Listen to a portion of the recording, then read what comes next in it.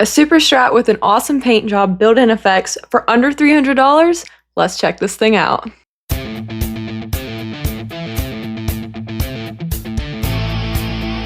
Alright, you know what day it is. It's new guitar day. And first off, I would like to say thank you so much to Tagima for sponsoring this video and sending me this guitar to review and demo. I'm really excited about working with this brand, and I've heard a lot of good things about them, so I can't wait to get into this video and talk about all the specs and everything about this guitar, what I think about it, and of course what it sounds like. So if you are new, before we get started, make sure you subscribe to my channel. I do guitar covers, concert videos, reviews, everything to do with guitar and the 80s rock and roll community. And if you're already subscribed, make sure you leave a comment down below and you share this video. Both of those things help me out so much.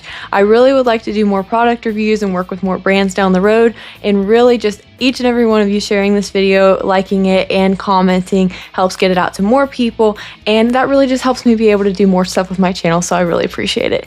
If you want to help me out even further, I have merchandise. Today I'm wearing my Living on a Prayer. This is the 80s. I think it's like, I'm not sure what this one's called, but it is like a ladies cut shirt with the neckline like this. I think it looks really vintage and cute, but I have so many designs. I have stuff for men, women, literally everyone can find something they like on my website, so make sure you check that down below. First off, let's talk a little bit about the company Tagima itself. I know when I posted my unboxing video, a few of you hadn't heard of the company, so I thought I'd share with you what I know about it and a little bit of the backstory. So Tagima is a guitar company that originates in Brazil, and is actually a very well-respected and very well-known company in Brazil because they have done work there for a very long time. They're one of the biggest selling guitar companies in Brazil. They're very, very popular there. It was around 2016 that Tagima really opened their sales to the United States and started really working on setting up their company here as well. They went to NAMM, I believe, in around 2020-ish, and that is where they really, started showcasing their guitars and their awesome designs. And, really the main thing about them is they offer really affordable guitars that are still good quality. So I think it's very cool that Tagima has, started branching out into the United States more, and I really believe that it will become more popular, as they progress with their brand and more guitars and, getting their guitars out there more. I think it's really great. And that is one of the reasons why they approached me to work with them on this, is just to, share a guitar brand that maybe not all of you know about, and, maybe one of you will like to try this guitar out. All right, I know you guys are dying to get a better look at this guitar, so I'm going to put in some shots of this thing up close and let you see it, and I'm also going to add all the specs while we're looking at it so you know exactly what this thing has.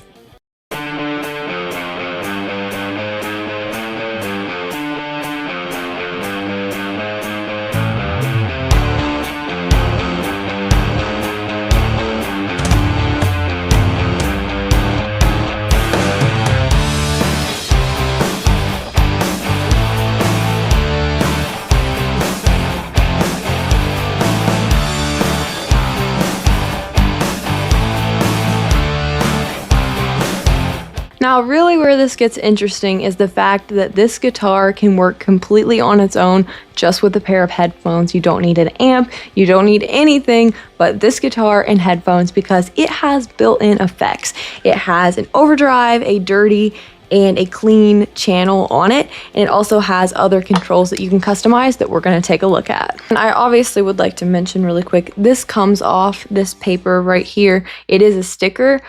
I just wanted to leave it on so it was very easy to see all the settings, and I recommend leaving that on while you're still learning how to use the settings, because it clearly marks what everything is.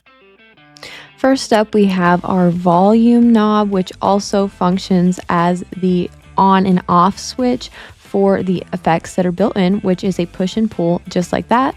Here we have our tone knob like any other normal guitar. Here is where it gets interesting. This top little knob is the reverb setting, and this bottom is a split control for delay and chorus. Right over here is where our headphones are going to go in, and there is your line out or audio in.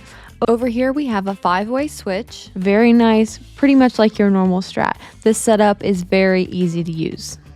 This guitar obviously still works just plugging it in with an amp and turning all these effects off, but if you do want to turn them on, it's just a very easy push-pull right there. All right, I know you guys want to hear this thing, so I'm going to cycle through some of the settings that are built in this guitar. I'm just going to use a straight line out from the guitar jack to my interface. I am not going to do anything to the guitar sound. I'm not going to do any, post editing in Logic. I'm going to just give you straight from the guitar what it sounds like so that you can hear it. So I'm going to just, cycle through the different pickups and the different settings here and let you hear it.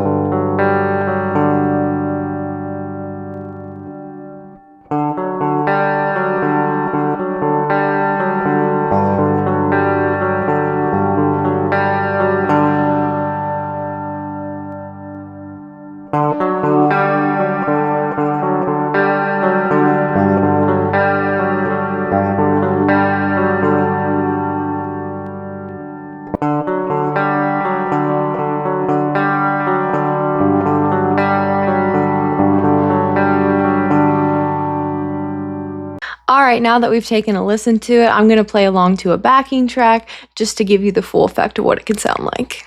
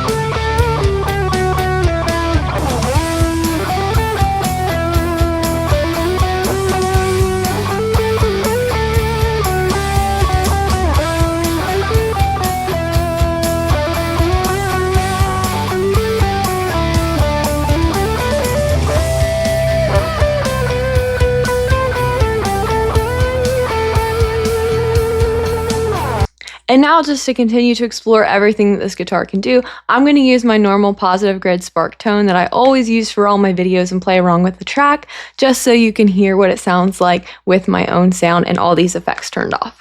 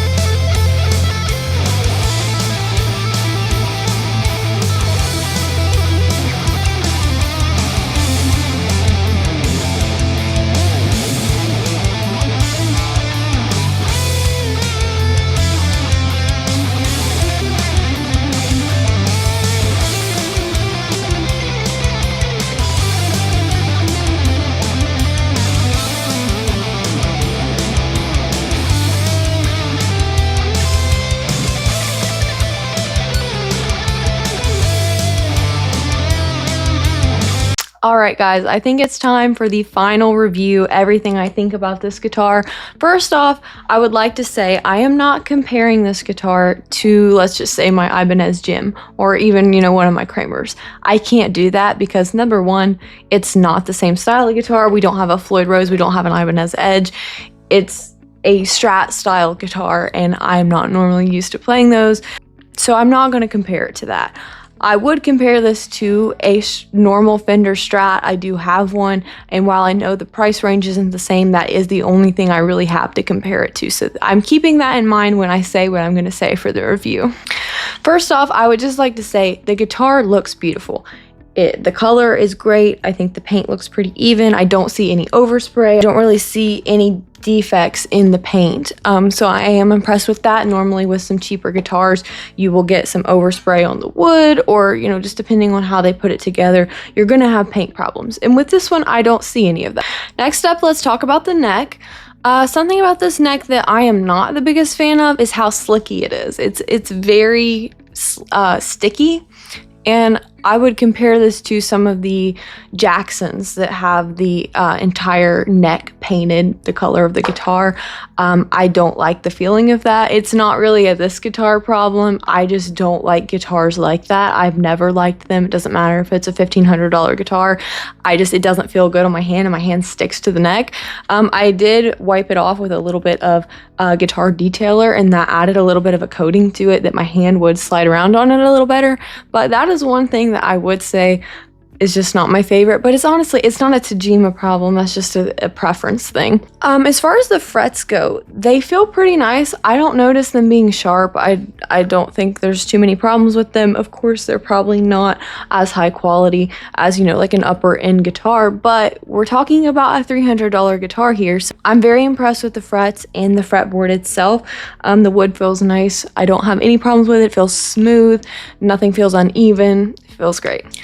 As far as the actual pickups go, that is where I feel like they're good for the price, but they're not DiMarzio pickups, they're not Seymour Duncan pickups.